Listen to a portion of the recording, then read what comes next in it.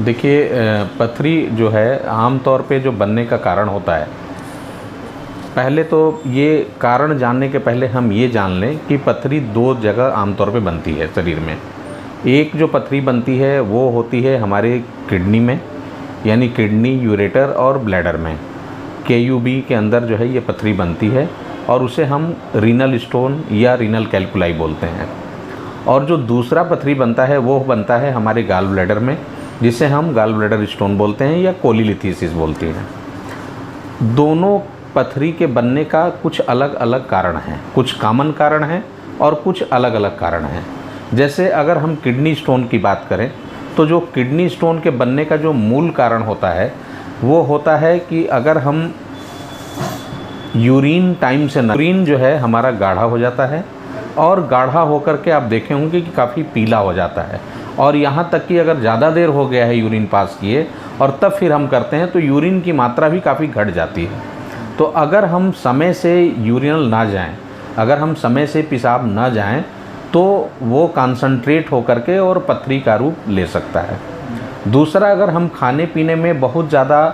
Calcium, बहुत ज़्यादा phosphate, oxalate और इस तरह की चीज़ अगर हम लेते हैं तो भी जो है पथरी बनने की शिकायत हो सकती है।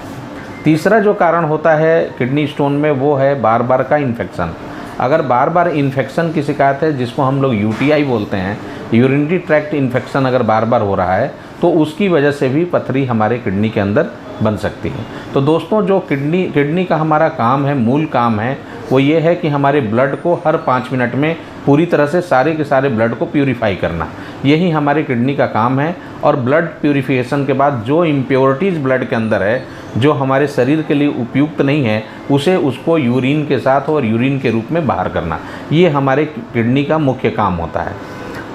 होता क्या है कि जब हमारे ब्लड में ऑक्सलेट की मात्रा, फास्फेट की मात्रा, कैल्शियम की मात्रा, ये सब चीज़ें ज़्यादा जब हो जाती है और वो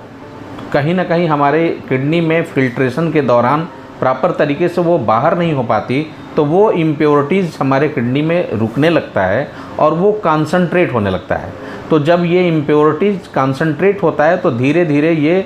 बालू के रेत की तरह से बनता है और फिर ये बालू का रेत आपस में जुड़ करके और स्टोन का रूप ले लेता है। तो इस तरह से जो है ये मुख्य कारण होता है किडनी स्टोन का।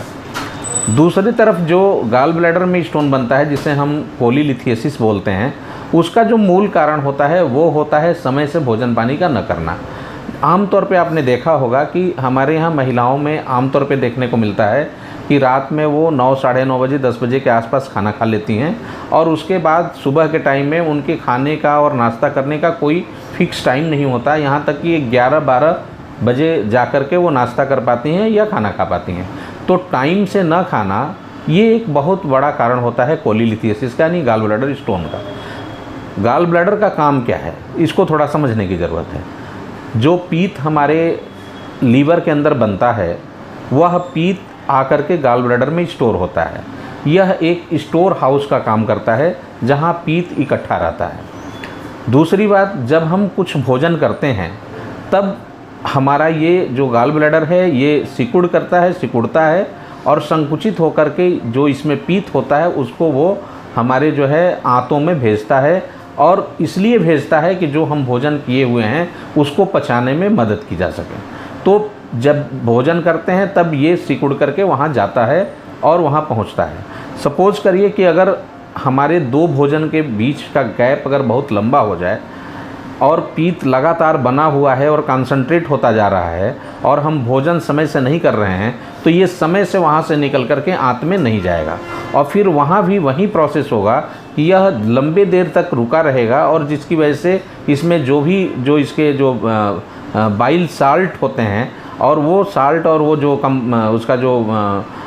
मटेरियल होता है वो धीरे धीरे कंसंट्रेट होने लगता है और फिर ये बालू के रेत की तरह से रूप लेता है, और फिर और जब कंसंट्रेट होता है तो फिर ये पत्थर का रूप ले लेता है, और इस तरह से जो है गाल ब्लैडर में पत्थर की शिकायत या पथरी बन जाती है। तो दोनों के लगभग अलग अलग कारण हैं। जो मूल रूप से जो कारण है वह है समय से भोजन पानी न करना, पानी बहुत कम पीना। पानी की मात्रा आमतौर पे आप महिलाओं में देखे होंगे, इवन पुरुष लोगों में भी, बच्चों में पानी इतना कम पीते हैं कि अगर आप पानी कम पिएंगे, सपोज करिए नॉर्मली अगर देखा जाए तो एक व्यक्ति को लगभग 6 से 10 बार यूरिन जाना चाहिए और एक बार में एक एडल्ट के अंदर 200 ml से 250 ml यूरिन पास होना चाहिए। ऐसे में रोज़ 1 से 1.5 लीटर यूरिन आपका नॉर्मल तरीके से पास होना चाहिए। अब सपोज़ करिए कि अगर कोई व्यक्ति, चाहे वो पुरुष हो या महिला हो, अगर वो पानी ही 1 लीटर नहीं पी रहा है, 1 लीटर का मतलब एटलीस्ट 4 गिलास, 4 गिलास अगर पानी नहीं पिएगा तो उसमें 4 गिलास यूरिन, 1 लीटर यूरिन कहाँ से पास आउट होगा। तो ऐसे में यूरिन भी कॉन्सनट्रेट होगा और ब्लड भी कॉन्सनट्रेट होगा और उसकी वजह से जो है पथरी की शिकायत, चाहे वो किडनी स्टोन हो चाहे वो गॉल ब्लैडर में स्टोन हो, दोनों के बनने का चांस ज़्यादा रहेगा। और इस तरह से जो है ये बहुत बड़ा कारण होता है। पानी समय से न पीना, समय से यूरिन पास न करना, समय से भोजन न करना। और हमारे मेडिकल साइंस में दोस्तों एक चीज़ बताया जाता है कि 5F गॉल ब्लैडर स्टोन में, कोलीलिथियसिस जिसको बोलते हैं, उसमें 5F करके हम लोगों को बताया जाता था कि a fair fatty female of 40 and fertile, a fair fatty fertile female of 40 years. इसका मतलब कि 5F मतलब फेयर हो, कलर उसका फेयर हो व्यक्ति का, जिनमें ज़्यादा संभावना होती है वो मैं बता रहा हूँ। जिसका कलर फेयर हो और फेयर के साथ साथ वो फैटी हो, हैवी हो, शरीर भारी हो, लगभग 40 साल के आसपास की उम्र हो जाए, फर्टिलिटी ज़्यादा हो, बच्चे जिनको ज़्यादा हो रहे हों,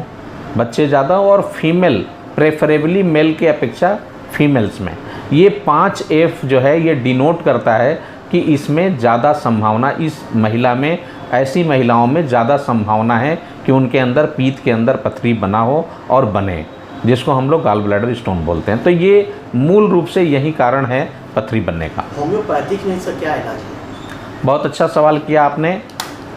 अभी क्या स्थिति है कि पथरी को लेकर के एक, मैं समझता हूँ कि पूरे विश्व में, केवल अपने भारत की बात क्या करें, पूरे विश्व में लोगों के अंदर ये धारणा है कि होम्योपैथी में ऐसी दवाएं आती हैं जो इसे गला सकती है और इसे बाहर कर सकती है। इसमें कोई डाउट नहीं दोस्तों कि होम्योपैथी में इस तरह की दवाएं आती हैं जो स्टोन को पूरी तरह से ठीक कर सकती है। मैं आपको बताना चाहूँगा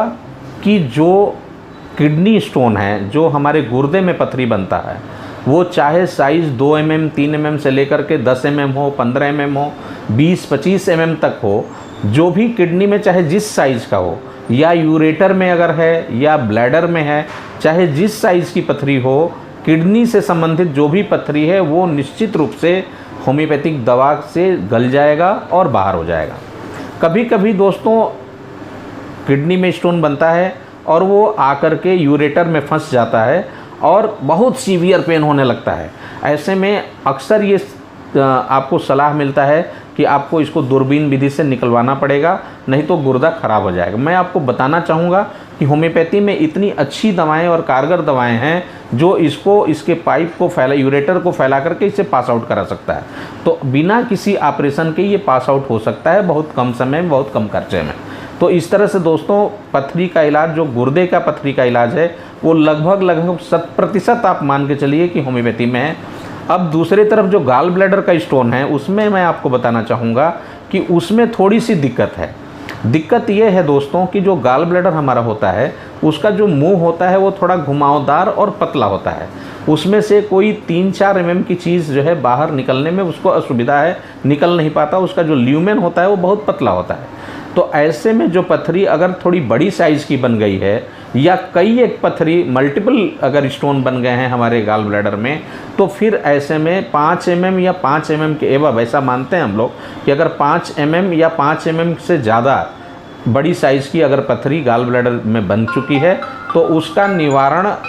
दवा नहीं होगा, बल्कि उसके लिए ऑपरेशन आपको कराना चाहिए। और जो बेहतर, सबसे अच्छा ऑप्शन है ऑपरेशन में, वो है आजकल लेप्रोस्कोपिक, जिसको हम लोग दूरबीन विधि से निकलवाना बोलते हैं। तो इस तरह से जो है आप कर सकते हैं और करा सकते हैं। अच्छा, पेट की थैली में जो पथरी हो जाती है, जी, क्या इसका ऑप्शन सिर्फ ऑपरेशन ही है या फिर कोई और भी ऑप्शन है?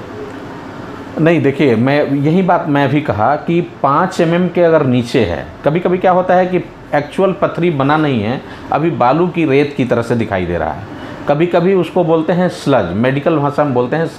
स्लज दिखाई दे रहा है, छोटा थोड़ा सा धूल टाइप का कण दिखाई दे रहा है, कुछ गंदगी टाइप की दिखाई दे रही है, वो एक्चुअली पथरी बनने के प्रोसेस का इनिशियल स्टेज होता है। अभी पथरी बना नहीं है, लेकिन पथरी बनने की स्थिति है और कुछ ही दिनों में कंप्लीट पथरी बन करके बन जाएगी, दिखने लगेगी। तो 5 mm के नीचे का अगर है तब तो आपको होम्योपैथिक दवा ट्राई करनी चाहिए। और अगर 5 mm से ऊपर का अगर पथरी है तो मेरा यही सलाह है, 20 साल 22 साल करीब प्रैक्टिस करते हुए हो गया और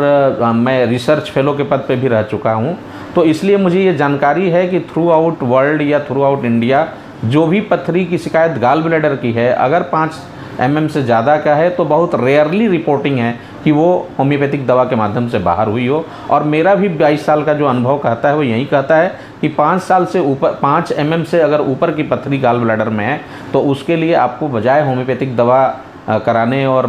समय और अपना पैसा बर्बाद करने से बेहतर ऑप्शन यही है कि आप उसको निकलवा दें ऑपरेशन के माध्यम से। होम्योपैथिक में कैसे इलाज करें, कैसे पता लगे कि हाँ हमें पथरी शुरू हो चुकी है, या ऐसे इलाज करना चाहिए? जी जी जी, बहुत अच्छा सवाल है कि डायग्नोसिस कैसे करें। डायग्नोसिस में देखिए बहुत सिंपल है। एक तो आम तौर पे जो देखने को मिलता है कि व्यक्ति के पेट में दर्द हुआ या कुछ परेशानी हुई तो ऐसा अक्सर होता है कि उसको गैस मान करके और कुछ दवा व्यक्ति गैस का और कभी कभार दर्द की गोली ले लेता है और खा लेता है, थोड़ा रिलीफ मिल जाती है। अक्सर ऐसा देखने को मिलता है कि पेट की तकलीफ़, गैस और परेशानी और दर्द हल्का फुल्का हुआ और वो व्यक्ति जा कर के अपना जब जांच उसका कराया गया गैस मान करके और कुछ दूसरी बीमारी के लिए जांच कराया गया तो पता चला कि उसको जो है पथरी भी बना हुआ है और ये जो परेशानी उसको हो रही है वो पथरी की वजह से ये परेशानी हो रही है या गैस की वजह से उसको परेशानी हो रही है। तो एक तो ये है कि वो पथरी मान करके नहीं गया जांच कराने के लिए, दूसरी किसी समस्या के लिए जांच कराया और उसमें उसको पता चल गया कि हाँ पथरी भी बना हुआ है और ये परेशानी जो है पथरी की वजह से भी हो सकती है या दूसरी वजह से भी हो सकती है। तो एक तो ये है। तो इसमें हम लोग अक्सर क्या करते हैं कि चाहे वो गाल ब्लैडर स्टोन हो चाहे वो किडनी स्टोन हो, एक हम लोग मोटे तौर पे एक अल्ट्रासोनोग्राफी कराते हैं और अल्ट्रासाउंड में काफ़ी कुछ पता चल जाता है, चाहे वो गाल ब्लैडर में स्टोन हो या हमारे किडनी में स्टोन हो या हमारे यूरेटर में आकर के फंसा हो या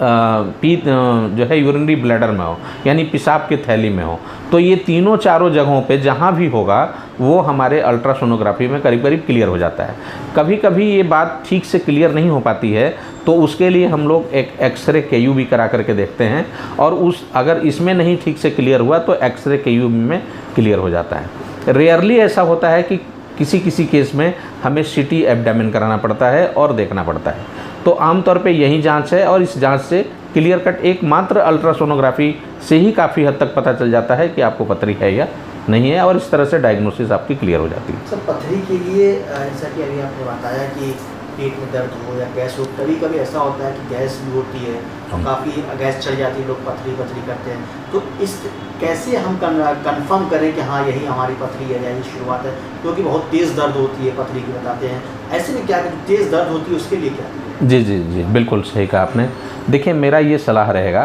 कि जब भी आपको पेट में कोई तकलीफ़ हो और अगर आपको दर्द है तो और अगर तेज़ दर्द हो रहा है तो आप उसको इग्नोर बार बार ना करें। एक बार अगर आपको हुआ या दोबारा अगर बाय द वे उस समय एक आध खुराक दवा लेने से आपको आराम मिल गया